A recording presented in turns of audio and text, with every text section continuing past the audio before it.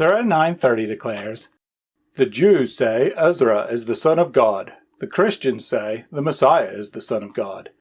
That is the utterance of their mouths, conforming with the unbelievers before them.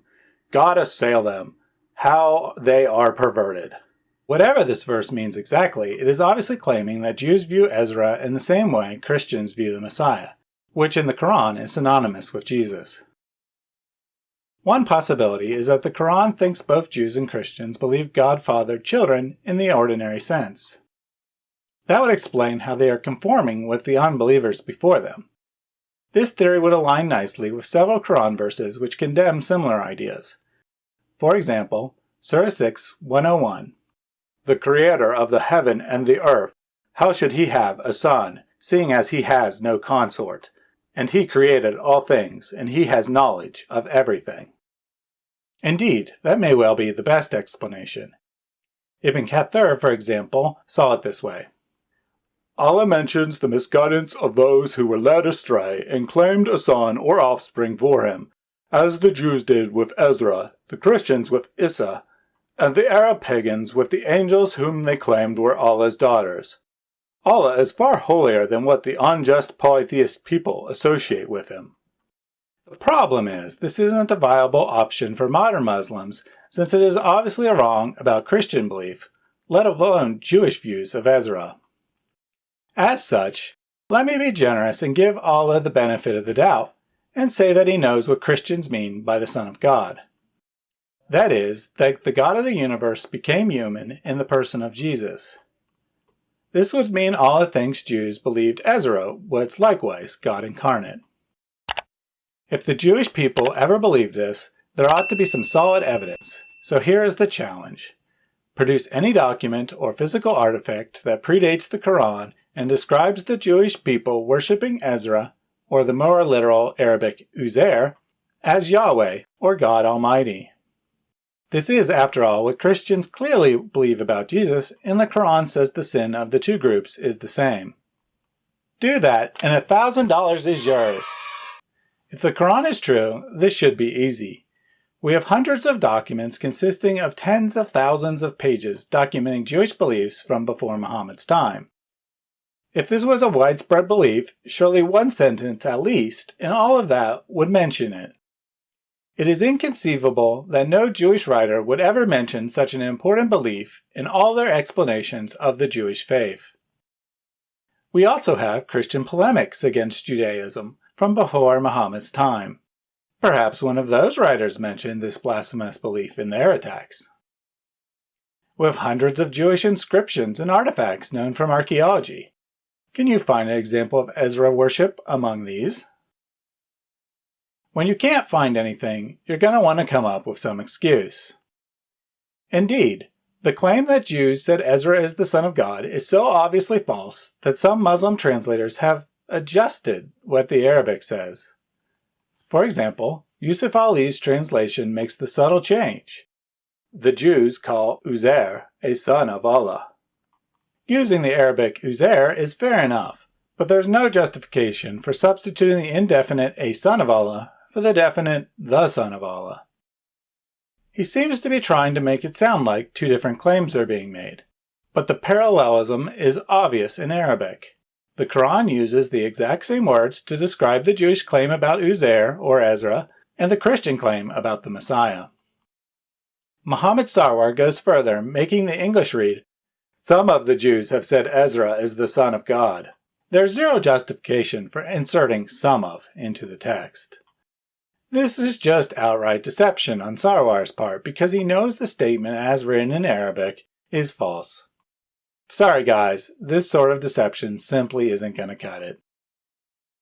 Muslim translators aren't alone in realizing how false this statement is. Non-Muslim academics who have a hard time believing anyone could have been so dumb as to make such an obviously false claim have proposed all kinds of explanations. Unfortunately for Muslims, all these theories lack solid evidence, and none does anything to remove the error. They simply seek to explain its origin. Some have tried to amend the text, saying the original Quran contained a different but similar sounding name. Arabic scholar Paul Casanova suggested it should read Uzael which he tied to the biblical Azazel of Leviticus 16:8. In later Jewish writing, Azazel is called the leader of the fallen angels, or sons of God, but that hardly explains why Jews were supposedly revering this figure. Various other suggestions have been made, including Azariah from the Greek version of Daniel, Aziz from a misreading of Psalms 2:7, and even the Egyptian god Osiris. All these solutions both lack manuscript support or other hard evidence, and also destroy the Muslim belief of perfect preservation of the Quran.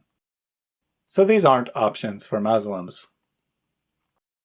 Several scholars have proposed that Uzair was some sort of composite figure, a combination of Ezra from 4th Ezra, also called 2nd Esdras, and Enoch, as described in 2nd and 3rd Enoch. Middle Eastern Studies specialist Gordon Newby, for example, writes, "It is easy then to imagine among the Jews of the Hijaz who were apparently involved in the mystical speculations associated with the Merkabah, Ezra, because of the traditions of his translation, because of his piety, and particularly because he was equated with Enoch as the scribe of God, could be termed one of the Bene Elohim. And of course, it would fit the description of the religious leader, one of the Abar of Quran 9:31, whom the Jews had exalted." Theory has some appeal in that there is strong evidence that Muhammad was influenced by Merkabah mysticism. There is also good evidence that the Arabs were familiar with these texts, and elements of them make it into Muslim commentaries on the Quran.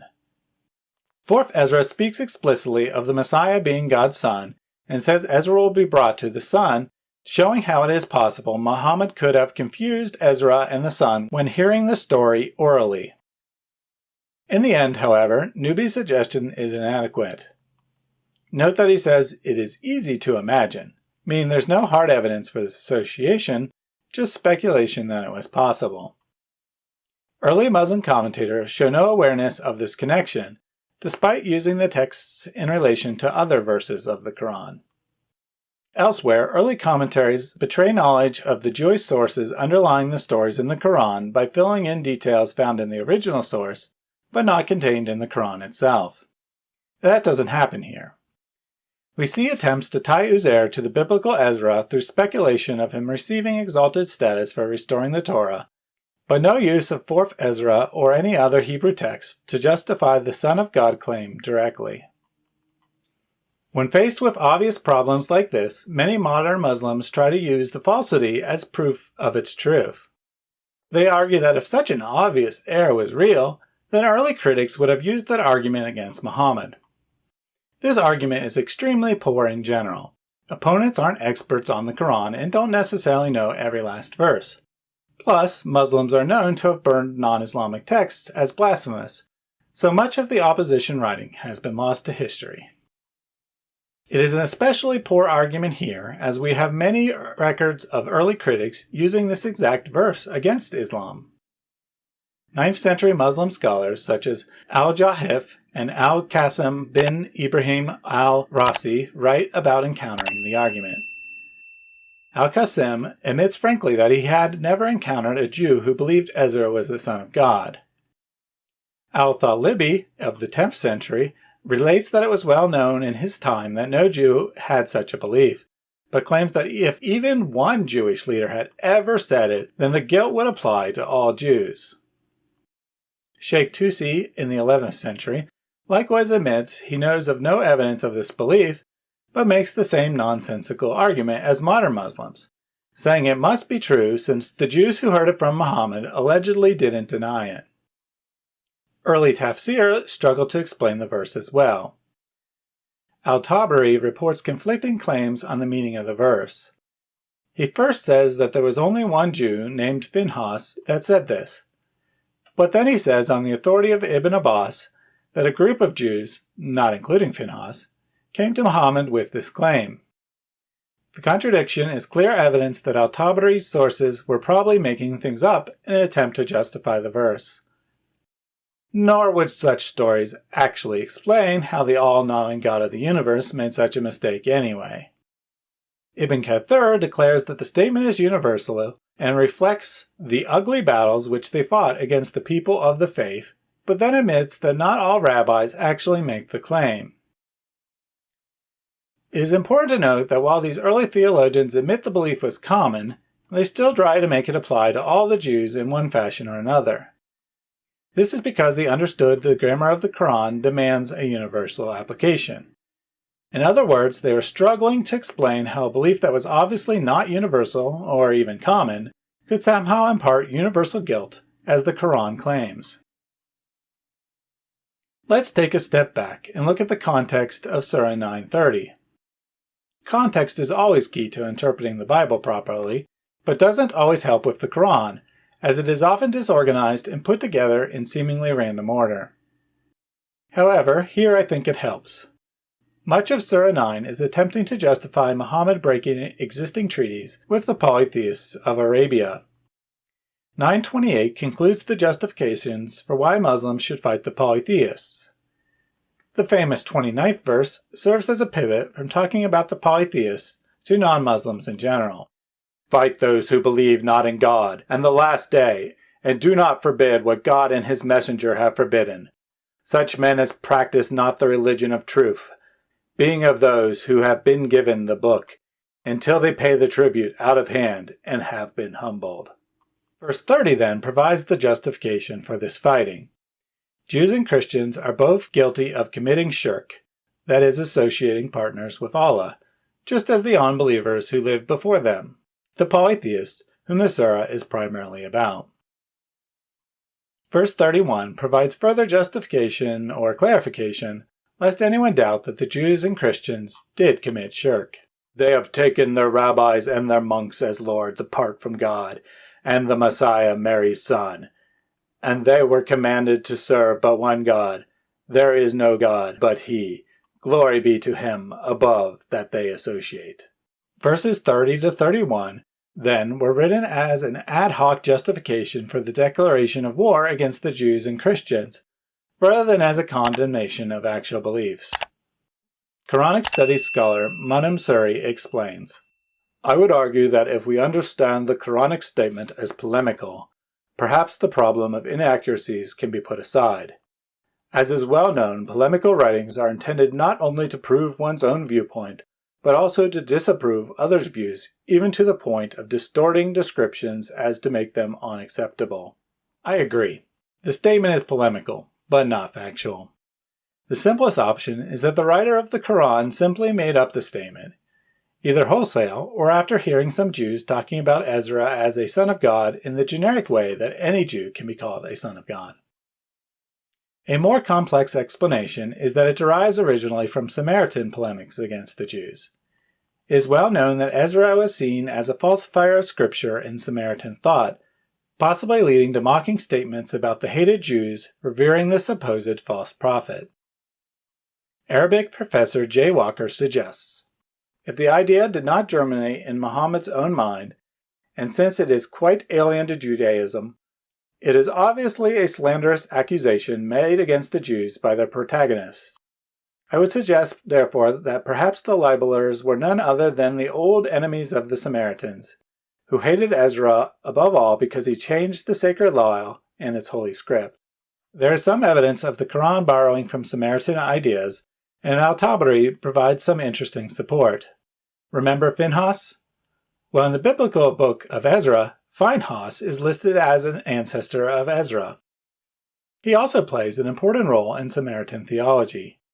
Al-Tabari's alternate explanation for the verse, mentioned previously, declares, 4 men came to the apostle of God and said, How can we follow you when you have abandoned our direction of prayer, Qibla, and you do not claim that Ezra is the son of God?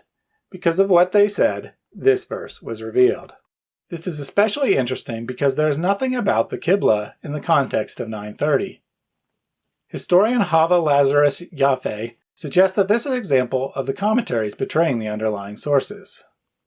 Both Ezra and Phinehas are negatively associated in the early Muslim Quran exegesis with Muhammad's change in the direction of prayer, Qibla, from Jerusalem to Mecca, and this may be a faint echo of the Samaritan arguments against replacing the sanctity of Mount Gerizim with that of Jerusalem. She then cites a later Samaritan manuscript that appears to conflate Ezra and Phinehas as further evidence that this sort of confusion is what the Quran is pulling from.